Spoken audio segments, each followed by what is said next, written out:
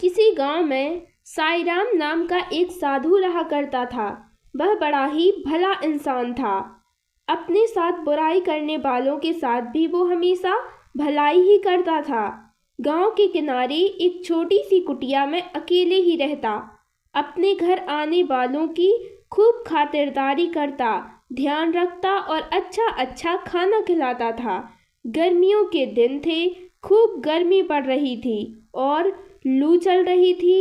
एक आदमी दोपहर में कहीं जा रहा था, लेकिन ज्यादा गर्मी होने और लू लगने से वह साईं की कुटिया के बाहर ही बेहोश होकर गिर पड़ा। साईं ने जैसे ही देखा कि उसकी कुटिया के बाहर कोई बेहोश पड़ा है, तो वो उसे तुरंत अंदर ले गया और उसकी सेवा में लग गया। पानी पिलाया, सर पर गीला कपड़ा रखा और हाथ के पंखे से काफी देर तक हवा की। जब जाकर उसे होश आया। होश आने पर उस आदमी ने साईं से कहा कि मैं बहुत भूखा हूँ, कृपया करके कुछ खाने को दे दीजिए।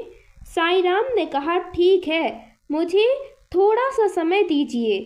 कुछ ही मिनट में साईं ने बहुत बढ़िया बढ़िया ताजे पकवान खाने के लिए परोस दिए। उसने ताबड़तोड़ खाना खाया और फटाफट सारे पकवान चट कर गया। वह आदमी एक चोर था, जो दोपहर में सुनसान देखकर चोरी करने के लिए निकला था। खाना खाने के बाद चोर को इस बात की हैरानी हुई कि साईं ने इतनी जल्दी खाना कैसे तैयार कर लिया।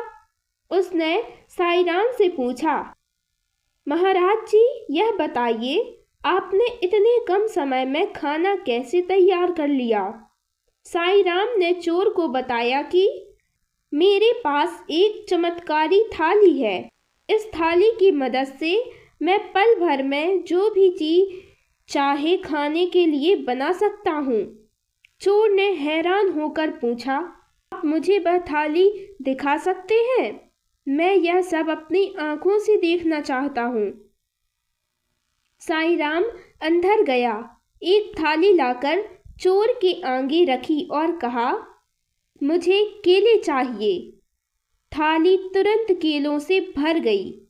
चोर हैरान रह गया और उसके मन में थाली के लिए लालच पैदा हो गई।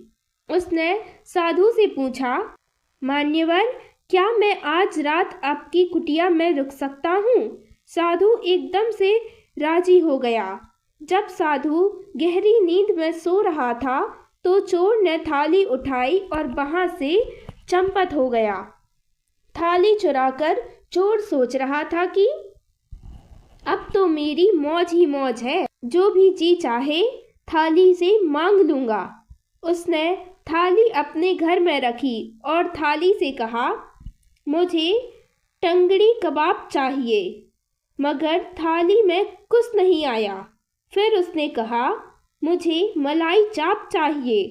थाली अभी भी खाली थी।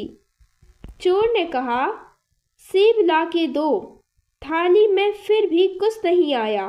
चोर को जितनी भी खाने की चीजों के नाम याद थे, उसने सब बोल डाले, लेकिन थाली खाली की खाली ही रही। चोर तुरंत भागता हुआ थाली लेकर साधु के पास गया और बोला, महात्मा, भूल से मैं आपका बर्तन अपने साथ ले गया, मुझे माफ कीजिए, अपना बर्तन वापस ले लीजिए। साईं बिल्कुल नाराज नहीं हुआ। बर्तन लेकर साईं ने उसी समय कई अच्छे पकवान बर्तन से देने को कहा और बर्तन ने तुरंत वह दे दिया। साईं ने चोर को एक बार फिर बढ़िया खाना खिलाया। चोर फिर हैरान हो गया और अपनी उत्सुकता को रोक नहीं पाया। उसने साधु से पूछा, महाराज, जब यह बर्तन मेरे पास था, तब इसमें कोई काम नहीं किया। मैंने इससे बहुत सारे पकवान मांगे, मगर इसने मुझे कुछ नहीं दिया। साधु ने कहा, भाई देखो, जब तक मैं जिंदा हूँ, तब तक यह बर्तन किसी और के काम नहीं आ सकता। मेरे मरने के बाद ही कोई और इसे उपयोग कर पाएगा। बर्तन के चमत्कार का भेद पाकर चोर मन ही मन बहुत खुश हुआ। सोच रहा था कि अब तो मैं इस महात्मा का खात्मा करके बर्तन का फायदा उठाऊंगा। अगले दिन चोर फिर साधु के घर आया और साथ में घर से खीर बनाकर लाया। वह बोला, महाराज, आपने मेरी इतनी सेवा की है, मुझे 2 बार बहुत लाजवाब स्वादिष्ट पकवान खिलाए हैं, इसलिए मैं भी आपकी कुछ सेवा करना चाहता हूँ। मैं आपके लिए खीर लाया हूँ, कृपया आप स्वीकार कर लीजिए। साधु ने बिना किसी संकोच के चोर की दी हुई खीर खाई और चोर को धन्यवाद किया। कहा, तुम्हारी खीर बहुत ही स्वादिष्ट बनी है। चोर, खीर में जहर मिलाकर लाया था। खीर खिलाकर चोर वापस अपने घर चला गया। रात होने पर वापस साधु की कुटिया में आया। कौन है भाई? चोर की हैरानी का तो ठिकाना ही नहीं रहा। वह बड़ी हैरानी से बोला, महाराज, आप अभी तक जीवित हैं? साधु बोला, क्यों भाई, तुमने यह कैसे सोच लिया कि मैं जीवित नहीं हूँ? चोर ने कहा, मैंने दोपहर में आपको जो खीर खिलाई थी उसमें बहुत तेज जहर मिला हुआ था। मैं तो यही सोच रहा हूँ कि जहर के असर से आप मर चुके होंगे। साधु ने कहा, देखो भाई, मैं निस्वार्थ भाव से लोगों की खूब सेवा करता हूँ और सच्ची निष्ठा से भगवान का जप करता हूँ, साथ ही योगाभ्यास भी करता हूँ, इसलिए मुझे यह आशीर्वाद प्राप्त है कि जितना भी तेज जहर क्यों न हो, मैं उसे आसानी से पचा सकता हूँ। किसी भी जहर का मुझ पर कोई असर नहीं होगा। चोर ने निराश होकर कहा, महाराज, मैं तो आपको मारकर आपके पतीले का लाभ लेना चाहता था, लेकिन मेरी यह इच्छा पूरी नहीं हुई। संत ने कहा, भाई, मैं इसमें क्या कर सकता हूँ? तुम्हारी किस्मत ही अच्छी नहीं है।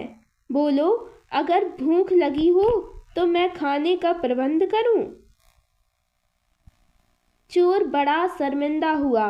बोला, महाराज, मैं तो आपको धोखे से मारना चाहता था, मगर फिर भी आपने मुझसे नफरत नहीं की। उल्टा आप तो मेरे साथ बहुत अच्छा व्यवहार कर रहे हैं। यह बात मुझे बहुत ही अजीब सी लग रही है।